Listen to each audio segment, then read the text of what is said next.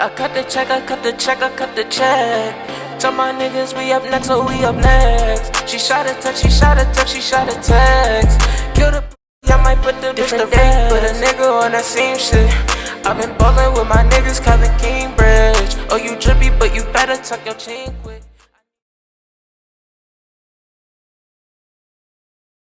What's good, y'all? We back with another video, man. And today we are going back to grading East teams all season. And today we have a team that a lot of people would say probably won the all season. But before I get into that, I want to say like, subscribe, share with your friends. It's going to be a really good video. So let's get straight into it, man. We're here to talk about the Bulls, man. So to going back to last year, the Bulls had a decent season. I wouldn't say it was a really good season, or I wouldn't say it's a bad season. I feel like they would have made the play-in if Zach LaVine didn't get COVID the last 3 weeks of the season. But other than that, they had a pretty decent season, man. It goes back to the draft. They drafted Patrick Williams. Everybody thought it was a reach, but I felt like that was a very good pick for them. And you can see Bulls fans weren't really mad at that pick. And then you go into the year, Zach LaVine's having an all-star type year. And he makes the all-star team. Everybody was excited. And then you go into the trade deadline, and they come out of nowhere and trade for the all-star Nikola Vucevic. A lot of people were kind of scared about that trade because I think they did give up 2 first-round picks for a 30-year-old.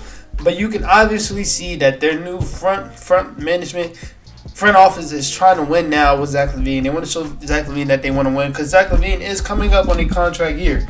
So they went and traded for him. It would have worked if Zach LaVine didn't get COVID because I feel like they definitely would have made the play-in. And they probably could have made the playoffs. But last year was pretty much a decent season for them.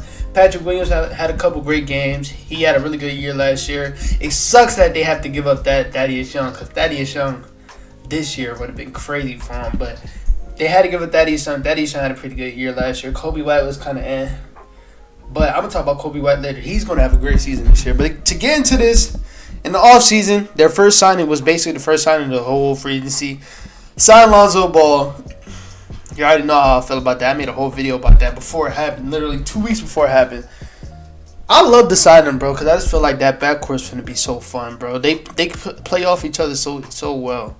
Zach LaVine's the scorer, the shooter that Lonzo needs around him. Lonzo is the playmaker. Like I said, he does need to work on his half-court playmaking game, but it's not bad. He's still a natural-born playmaker. He's going to fit really well with this team, especially next to Vucevic. Him and Vucevic in the pick and roll is going to be really hard to stop, especially in the pick and pop. And then Lonzo can step back, shoot the 3 himself. I hope Lonzo comes back with even more confidence than he had last year. I hope he has a big year. But I really like him coming to this team because he has also defense. Defense and playmaking. Those are the 2 things that they've been lacking ever since they had Zach LaVine. They never had a playmaker, and they never had a defender next to Zach LaVine. And they added one last year in Pat Williams, and now you got a guard defender next to him, is Lonzo Ball. That also fits well next to him because he doesn't really need the ball to be effective. He's a great off-ball shooter and a great playmaker. So I really love that signing, especially for Lonzo, because he got out of New Orleans. I want all my people to get out of New Orleans. The fucking Brandon Ingram, Zion, get out as fast as you can to kill Alexander Walker. Get out. And also prayers out to New Orleans. They had that flood. But yeah, I want all my people to get out of New Orleans, man. That organization is just terrible. And I was happy to see Lonzo go somewhere and bet on himself. He got his money. He got like $22 million. Was something that not a lot of people thought he deserved, but I definitely did think he deserved that. And then literally I think it was like a week later, out of nowhere they signed DeMar DeRozan. Now this one, thinking about it, it was kind of confusing. I don't know how DeMar is going to fit into this team. But again, if you're Zach LaVine, you like it because you can see that your front office is focused on winning with you. You adding an all-star 2 all-stars in the past year next to Zach LaVine is something that he's been wanting. He just wants to win. And you can obviously see that they're definitely going to make the playoffs this year. Bearing no injuries, they're going to make the playoffs. And I'm excited to watch this team, man. With DeMar DeRozan, like I said, I'm confused on how he's going to fit with this team. One thing I can say is he has become an elite level playmaker over the past few years, especially under Greg Popovich. But as far as fitting on this team, I don't really know how he fits. I'm not going to lie. I don't know how he fits. But you know, it's the NBA, bro. They'll make it work. They'll definitely make it work. And then, like I said, you still got Vucevic, man. He's still an all-star level type player. Still a double-double, 20 and 10 type guy. And I like this team going into it. Then the piece that I wanted to talk about later, but I'm just talking about it now. Pat Williams is going to start at the 4 this year. And I love it for them because he's a defensive-minded player. But the thing that scares me is with the signing of DeMar DeRozan and with them trying to win now, it will kind of get in the way of his development. Patrick Williams is a player that's been compared to Kawhi ever since coming out of Florida State. And it's obvious. You see it. They play just alike. Like, he plays just like a young Kawhi. It's silent just like a young Kawhi. They're just alike. But I don't know if he's going to be able to get to that state playing next to DeMar DeRozan, playing next to Lonzo, Zach LaVine, Vucevic, where he's barely going to have the ball. He'll have the ball sometime, like, let's say he plays with the bench. He'll probably have the ball some of that time. But, like, he won't really get into that mold like he was in the summer league where he was dogging, where he shouldn't even been playing because if he would have got hurt, I would have been mad. I don't think he's going to be able to get into that mode with those players around him. Now, if he does, that's great. But if he doesn't, you wouldn't be that mad because he is going to be that defensive anchor for this team. He's still going to play a very huge part because he's going to be able to spread the floor. He's going to be able to shoot the ball off all ball, and he's going to be a really huge part for this team. But as far as him getting to that Kawhi comparison that's been leveled on him so hard, I don't know if he's going to be able to get that with the pieces around him.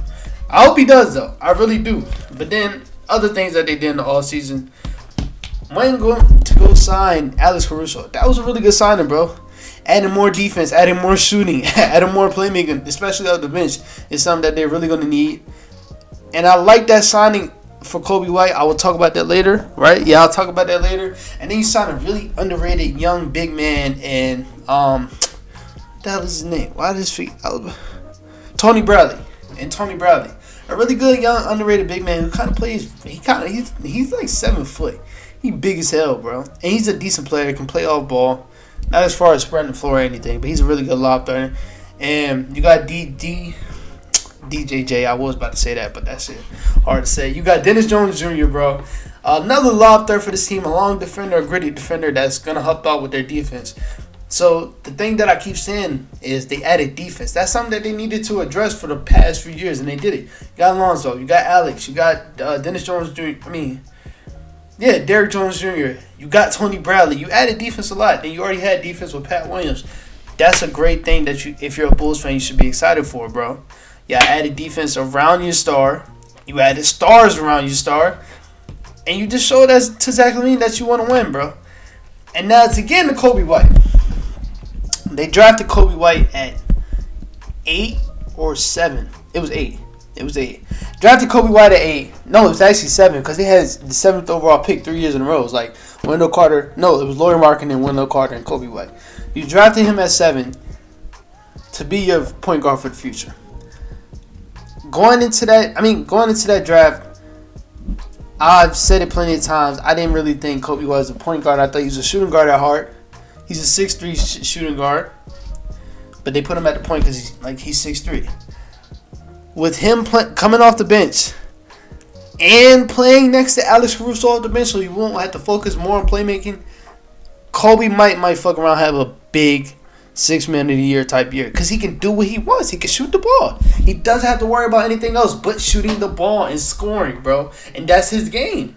And that's how you would want him to play. You wouldn't want him to try to go out here and play making because you seen that last year. It didn't really work out. It didn't really work out well. He wasn't really good at it. He didn't really know what he was doing with it. But for him to come into this year, being the 6th man for this team, knowing his role is all I have to do is score and bring that punch off the bench, he's going to have a big year. It's going to be a huge year. I'm excited, bro. I'm excited for him because that's the role I want him to play in ever since he got here. And I love that they went and signed Lonzo because he can move to the bench and be himself. He doesn't have to worry about playmaking. That's not his game, bro. It's not his game at all. But other than that, man, this team had a really good offseason, bro. Like that Lonzo signing, that's just huge. That's huge.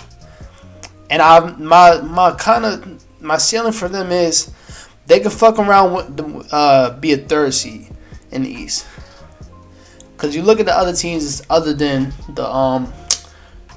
the Nets and the Bucks. You look at the 76ers, you don't really know what they're on. Are they going to keep Ben? They're going to lose Ben? I don't know. You look at the Heat. Yeah, they added Kyle Lowry and PJ, but I don't know. You look at the Celtics. I'm not really high on the Celtics. I'm not even gonna lie. Like when I do my video on them, I'm not high on them at all. I think the Bulls are better than the Celtics, even though the Bulls are just a new team. I think they're better than the Celtics. So you got the Celtics. Who else? The Hawks probably can be a third seed, but they're definitely gonna be battling with the Hawks. The Knicks, I don't know. I think they're a playing team. I think this Bulls team is a solidified top 6 team. I don't think they're gonna be in the play-in. I don't think that at all. But with Zach LaVine playing the way he was last year, bro, I think Zach LaVine. I don't think people understand how consistent that motherfucker is, bro. Like when it comes to top shooting guards in the league,